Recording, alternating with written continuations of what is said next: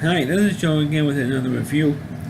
For the sake of this video, I'm going to be discussing another James Bond movie for you. And this is 1983's Never Say Never Again, starring Sean Connery as James, coming back after 12 years when he waited for the character as James Bond. Of course, this one, I previously just reviewed the movie Octopus, which came out the same year as Never Say Never Again. Because for some crazy reason, there was like two Bond movies going on at the same time and came out the same year. So then people said, wow, two Bond movies in the same year. Which never happened before and hasn't happened since when you had two Bond movies going on at the same time. It's like if today they make one Bond movie with Roger Craig and make another Bond film with, let's say, Pierce Brosnan or Timothy Dalton. Bring those two guys, one of those two guys back and do a film with Pierce Brosnan and another one with Daniel Craig, let's say, at the same time. Same thing. It's not going to happen again. But unfortunately, Never Say Never Again is one of the worst Bond movies made. And the reason why I say that is because this is like a remake. This is literally a remake of the 1965 film Thunderball. It's almost exactly the same thing. You have the same names for the villains. You have the same premise. You have the same name for the Bond girl. And that's it. Of course, the Bond girl in this one was played by Kim Basinger in her very first movie role. This was Kim Basinger's very first movie role, folks. Was Never Say Never Again. And she played the girl Domino. Same name as the Bond girl in Thunderball. You also had Barbara Carrera playing another Bond girl, but she was like the girlfriend for Largo. Well, Domino was also the girlfriend for Largo, but she worked for Spectre. Of course, he had Spectre in this film, and of course he also had not Largo, Blofeld. But this time, Blofeld, they changed the name of Blofeld to Ernest or something. This is probably like some relative of Blofeld or another number one in this film. It was not called Blofeld because you didn't see him with the eye patch or the scores or anything like that. But you just see him stroking the cat, and it was completely different. I think his name is Ernest. They call him Ernest, which is the first name, which was Blofeld's first name. But you didn't have, you didn't call him Blofeld. Hey, it's Blofeld. And I kind of forgot the name was Blofeld. And so you had that.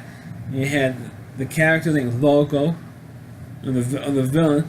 I think it was in some fan bases or on fan pages. He was supposed to be the son of Largo from Thunderball. That's what I understand. And then like the same bit with James Bond. Sean Connery at a health club at the beginning of the film. And of course, there's one funny bit in this movie when he gets, when Bond has sex with one of the nurses, and then later on he gets attacked. And I think it's probably from the nurse's husband. They had like a throwaway line about being the husband of the nurse that he had sex with, who dies. But I think it was also kind of like supposed to be like a Spectre agent or the nurse's husband or something.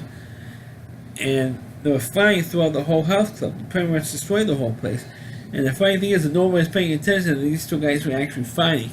Bond and this guy were fighting, through the whole health club. And how how Bond defeats him is that he throws a ball of some liquid in it and throws it in the guy's face. And the guy went, screams, falls back, and there was like glass shards in his back, and he dies. And so Bond Connery looks at the label on the jar. So what was in this thing? And it had to be James Bond's urine sample. That's the type of crap that was in this thing. And of course, Largo has Domino and ties her up on a pole, and she was going to be auctioned off into white slavery or sex trade. And it was really, really crazy stuff. I mean, this is like one Bond movie you can really forget. Like I said earlier, this movie is a remake of Thunderball.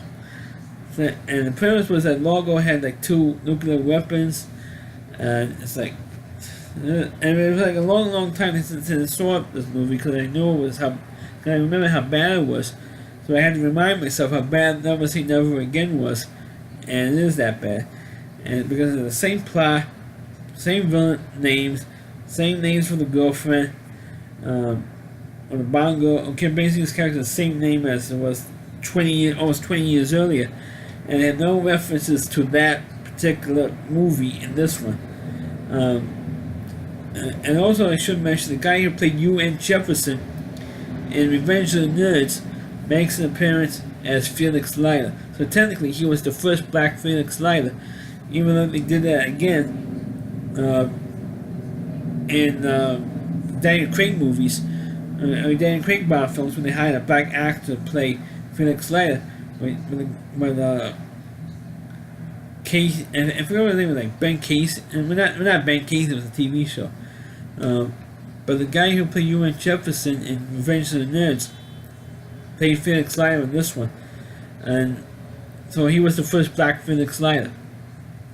But this movie was so bad, it's unbelievable. Like I said earlier, the only real noteworthy thing is that this was Kim Basinger's first movie role. That's about it. But other than that, this movie was the worst. Was the worst Bond movie ever.